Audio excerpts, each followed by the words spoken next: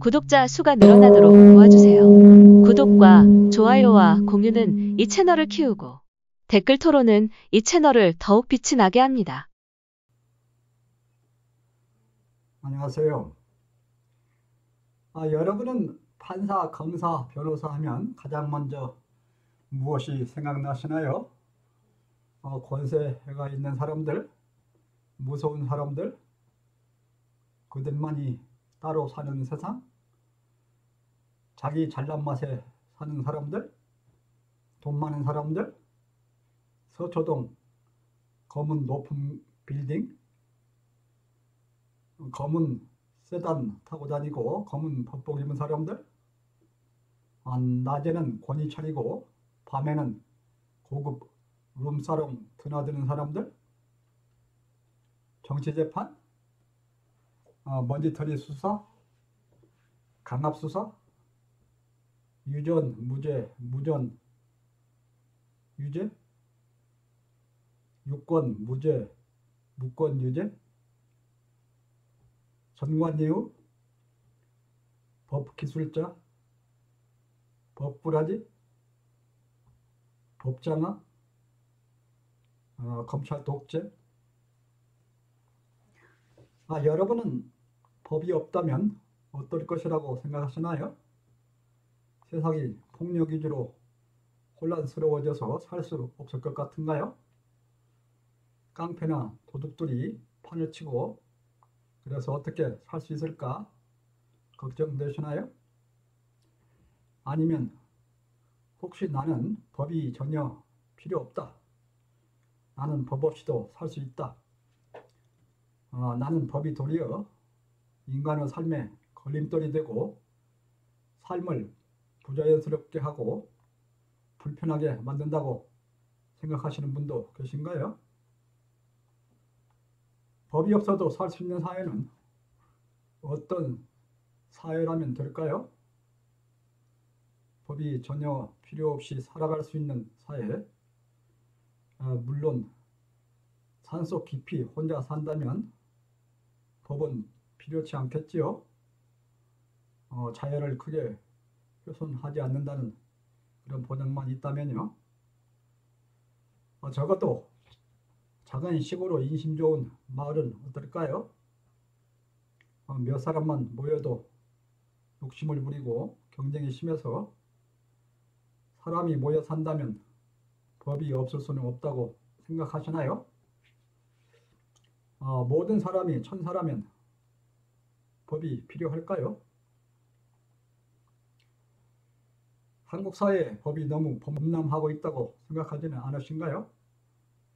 무엇을 조금만 독창적으로 개인적으로 해보려 해도 저촉되는 법이 없는지, 따라야 할 절차나 규율이 없는지 여기저기 알아봐야 하지 않나요?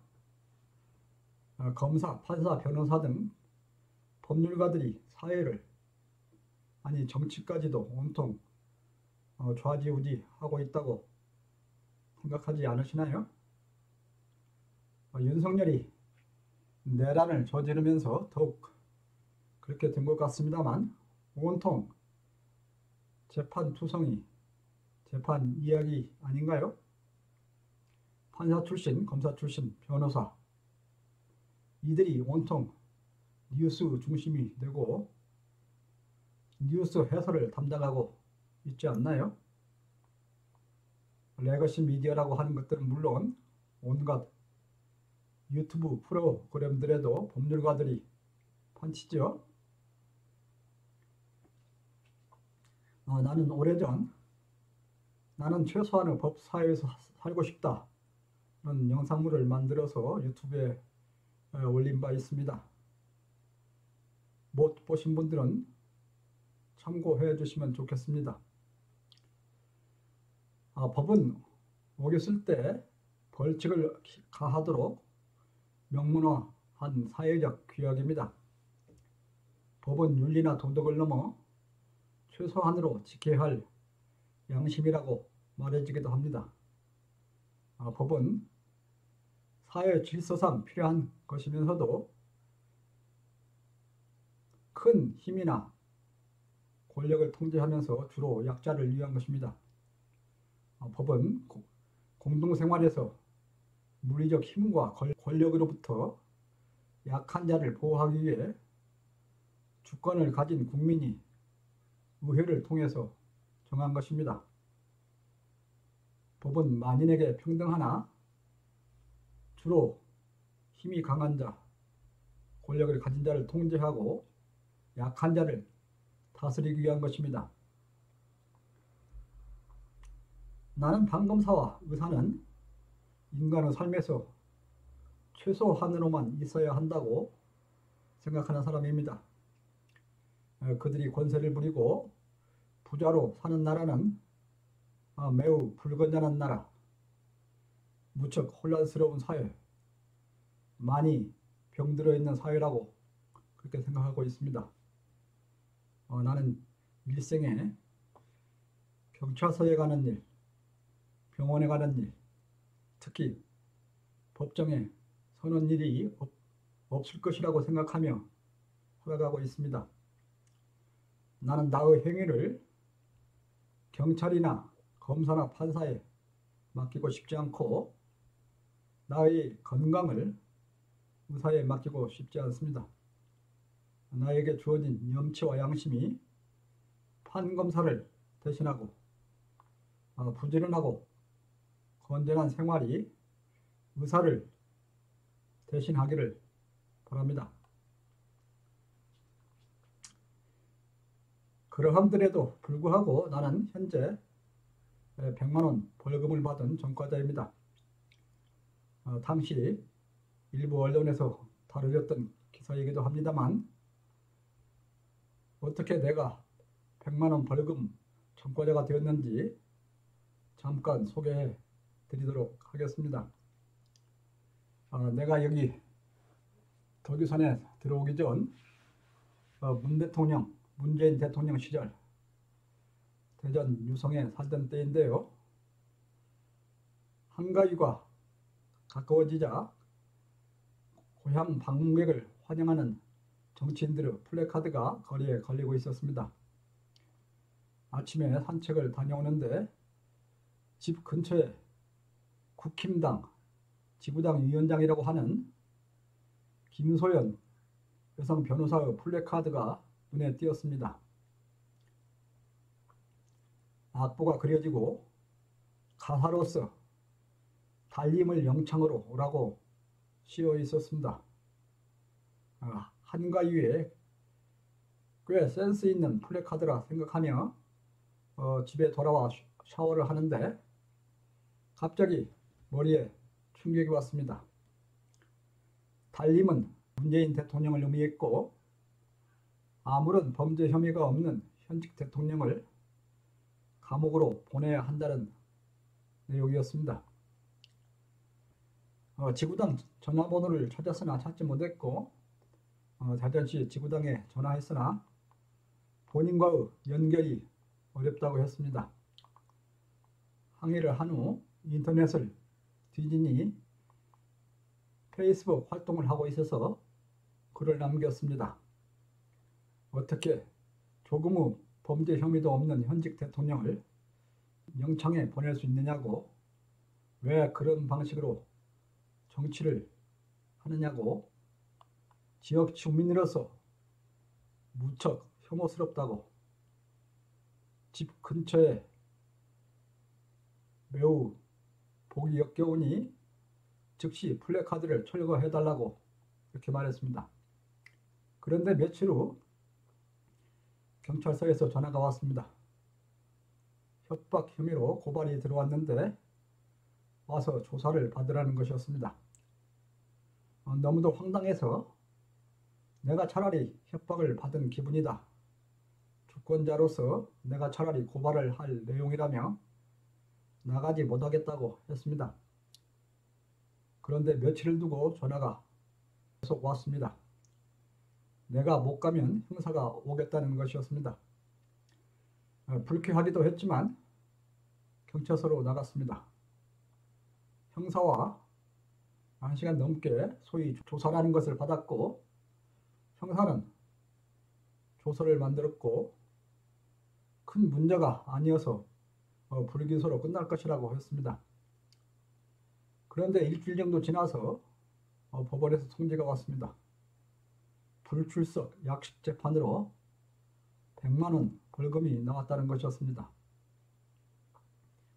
담당 판사실에 전화했으나 사무원이 전화를 받아서 판사 연결은 어렵고 기일 내에 입금시키지 않으면 벌과금이 추가된다는 것이었습니다. 끝까지 법적으로 다투고 싶었지만 이곳 덕유산에 집을 짓고 있는 바쁜 시기여서 나에게 피상고권은 더 이상 필요 없을 것이라고 생각하고 또 불쾌감을 참으면서 벌금을 입금했습니다. 변호사와 검사와 판사가 고소장도 보여주지 않으면서 일사천리로 벌금 처분을 한 것입니다. 지금도 불쾌함에 있어 담당했던 형사, 검사, 판사를 찾아가서 따지고 싶지만 형편없는 놈들이라고 치부하며 넘기고 있습니다. 그들은 자기들만의 법조 카르텔을 만들고 있음을 느꼈습니다. 내가 영국에서 겪은 재판 경험 하나를 추가로 소개해 드리고 싶은데 시간이 부족해서 이번에는 생략하고요. 다만 간단한 것만 소개해 드리면 영국의 일반 법정에서는 대부분 배심원제로 운영이 되는데 민간인이 주심을 맡고 판사는 배심의 일원이 되어서 법률적인 자문을 한다는 것입니다. 따라서 형벌에 있어서 일반인의 삶의 정황이 그대로 반영될 가능성이 높다는 것입니다. 잠시 의사에 대한 이야기로 돌아가 보겠습니다. 의사는 급한 환자가 발생하면 자다가도 또는 교통이 불편한 곳이어도 즉시 달려갈 수 있어야 하는 직업입니다. 의술은 생명을 다루며 병자와 상해자 등 환자를 위한 것, 그리고 의사는 의술로서 봉사를 하는 직업입니다. 전쟁터라도 의사나 간호사는 보호되죠. 영국에 있을 때 의사들이 자전거를 타고 출퇴근하며 주민들과 인사를 나누는 것을 자주 보았었습니다. 영국에서는 거주지가 정해지면 가정을 담당하는 주치의가 정해지고 1차 진료는 주치의를 통해서 이루어집니다. 내가 사회학자라면 시대에 따라 우리나라 대학 입시에서 어느 전공이 어느 시대에 경쟁률이 높으면서 인기를 끌었는지, 머리 좋은 학생, 학교 과정이나 수능 시험에서 성적이 좋은 학생이 어느 전공, 무슨 과를 선택했는지 5년 정도 단위로 나뉘어 통계 조사를 해보고 싶은데요. 한국 사회의 진행 과정과 대학 입시가 어떤 관계에 있었는지 흥미있는 결과가 되지 않을까요? 저보다 다소 이른 나이에 있는 분들은 머리 좋은 많은 학생들이 육사를 갔었던 것 같습니다. 그러다가 전자공학으로 몰리더니 그 후는 줄곧 법대나 의대로 몰리는 현상이 계속되고 있다고 생각됩니다. 물론 중간중간에 교대, 음대, 영문영학과, 물리학과, 생명공학과, 경제학과 이런 분야들이 잠깐씩 인기학과로 부상되기도 했습니다만 법과와 의과로 몰리는 것은 여전한 것 같습니다. 여자들의 결혼 상대로 가장 원하는 남자 직업이 판검사와 의사인 것도 매우 오래 지속되고 있지요. 사법고시에 합격하거나 의사를 나온 사람과 결혼하려면 많은 예물을 준비해야 하면 물론 아파트나 좋은 차를 준비해야 한다고, 그리고 그에 더해서 유명 대학까지 나왔다면 건물 하나는 준비하고 있어야 한다고 그런 말이 들렸었는데요. 저는 1970년 초 고등학교 시절 국내 TV에서 미국 법정에서 진행되고 있던 O.J. 심프슨 재판에 대한 중계를 보았던 기억이 있습니다. 미식 축구 대스타 선수 심프슨이 부인의 외도를 의심해서 죽인 사건으로 미국의 쟁쟁한 변호사들이 엄청난 변호 비용을 받으면서 심프슨의 무죄를 변호하고 있었고, 돈이 법을 움직이고 법률가들이 법을 기술 부리며 가지고 노는 법률가와 돈과 법 기술이 범죄를 흥미거리로 만드는 재판이었는데, 경제개발에 모두 몰두해 있던 당시 한국 사회에 시사했던 바가 매우 큰 사건이었다고 그렇게 기억하고 있습니다. 나는 집사람이 아들을 의사로 키우려 할 때 의사는 봉사하는 직업이다. 의사를 하면서 돈을 벌려고 하지 마라. 의사는 자다가도 벌떡 일어나 중환자 치료하려 나갈 각오를 해야 하는 그러한 직업이다. 아프리카 어려운 환경에서 의술로 봉사하고 있는 슈바이처를 생각해보라. 전쟁터에서 십자가 완장을 두르고 환자를 치료하는 간호사나 의사를 생각해보라고 말했던 기억이 있습니다. 한국은 거의 1세기에 걸쳐 경제개발 우선주의에 있지요. 국가와 국민이 모두 경제 성장에 올인하고 있습니다. 개인 소득 올리기, 수출 목표 달성하기, 경제 규모 늘리기, 개인 재산 늘리기, 소위 더 잘 먹고 더 잘 살기 위해서 엄청난 경쟁을 해오고 있죠. 일상적으로 잠 줄이고 일 많이 하면서 무척 많은 스트레스를 받고 있죠. 방송들에서는 건강 관련해서, 잘 먹고 잘 사는 것 관련해서, 재산 늘리는 것 관련해서 음식들, 건강식품들, 수많은 보험들, 그리고 낮에는 늦게까지 일하다가 밤에는 술, 그리고 뒤로는 점술과 역술, 이런 것들에 매달리는, 내 생각으로는 개인 소득이 1만 불에서 3만 불 사이일 때가 가장 물질에 대한 욕구가 많이 일어나고 재산 늘리기에 몰두할 때라고 느낍니다만, 그래서 우리나라도 얼마 지나면 물질에 다소 초연해지면서 경쟁도 누그러지고 법에 호소하는 일도 줄어들 것이라고, 그러면서 인생을 음미하는 시대로 들어갈 것으로 그렇게 기대를 합니다만, 글쎄 그렇게 될까요? 언론에 의하면 검찰청이 78년 동안의 횡포 끝에 내년에 없어진다고 하지요.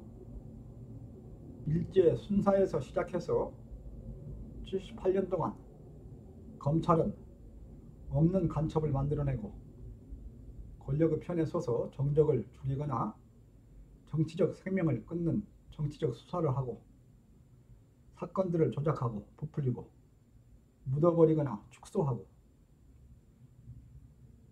그러한 검사들을 뒤에 숨어서 판사들은 모르는 척 법 권력 부리며 정치 권력의 앞잡이 노릇을 해왔지요. 그들은 국민을 상대로 하는 사냥개라고 불리기도 했지요. 급기야 윤석열이 검사로 시작해서 대통령 직까지 찬탈한 그런 상황에 왔으니까요. 그 최은순이란 탐욕에 강한 여성이 재산에 대한 욕심으로 딸인 김건희를 삐끼로 이용하면서 검사를 사이로 만든 그런 결과물이죠. 모든 것을 법에 맡기는 사회, 법이 있어야 사회 질서가 유지되는 사회, 형제끼리, 부모 자식 사이, 부부 사이, 동료 사이, 주로 돈 문제, 재산 문제일 것입니다만 때로는 예기치 않은 감정 싸움인 경우도 있겠지요. 하여간 온갖 법정 다툼이 벌어지고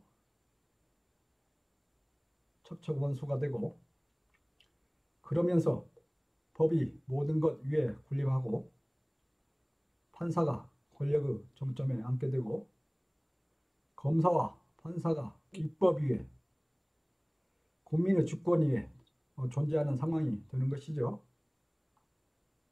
권력자가 법을 통치의 수단으로 이용하면 최악의 상태에 이르게 되는데, 윤석열이 검찰을 이용해 권력을 잡고 검찰 독재 정권이 된 것이 대표적인 예가 될 것입니다. 법률가들이 권세를 부린다는 것, 더 나아가 법을 권력으로 이용하여 최고 정점에 이른다는 것, 법이 최소한의 양심으로서 사회적 기준이 되는 것을 훨씬 넘어서 염치와 양심이 아예 사라졌다는 것, 모든 조그만 다툼도 법정에서 판정이 난다는 것, 법이 모든 것의 기준이 되고 법이 기술을 부리며 행패를 부리게 된다는 것을 의미하지요. 그래서 법에 돈과 권력이 엮이게 되고 법이 최상 권력의 자리에 앉게 되는 것이겠죠. 한국은 지금 내로남불, 물육신작전, 적반하장, 선제 공격을 넘어서 상대의 범죄를 덮어 씌우기, 이를 즐기는 그런 상황에 있는 것 같습니다. 법 조작하기, 법 기술 부리기, 법을 권력으로 삼는 것에 매우 익숙해지고 있습니다. 큰 범죄를 저지른 자들이 선량한 사람들에게 도리어 공포감이나 위협감을 줍니다. 큰 범죄자들이 돈이나 권력자와 어울려 아주 작은 범죄자의 도덕을 문제 삼습니다. 범죄를 지은 자들이 자기의 죄를 덮거나 더 큰 범죄를 저지르기 위해 도리어 법을 이용하고 높은 판검사 자리에 오르고 국회의원이 되고 대통령까지 찬탈합니다. 윤석열이 그 과정을 이용해서 대통령까지 이르게 된 것이지요. 의사 이야기로 잠깐 돌아가 보면, 의사들이 돈을 많이 벌고 좋은 차를 타고 좋은 아파트에 살고 그러면서 골프 회원권, 헬스클럽 회원권을 갖고 있고 수시로 해외 골프 여행을 다닙니다. 지금은 의사 중에서도 화이트 칼라에 해당하는 외과 또는 내과보다는 성형외과나 치과가 선호되고 있지요. 일이 쉬우면서도 깨끗하고 큰 수입이 되기 때문이겠지요. 한국은 자본주의와 민주주의가 매우 잘못 결합된 나라 중 하나입니다. 미국의 잘못된 상업 민주주의를 수입한 결과입니다. 미국의 잘못된 자본 권력주의를 쫓아가고 있는 그런 결과입니다. 무제한 개인 소유 권한, 돈과 권력이 힘을 발휘하는 그런 사회, 돈으로 모든 것을 가능하게 만드는 사회, 돈이 없으면, 재산이 없으면 힘을 쓰지 못하는 그런 사회가 되도록 하면 안 됩니다. 저는 지금 현지의 법률가와 의사들이 하고 있는 일들을 당장 그만둬야 한다는 말을 하고 있는 것은 아닙니다.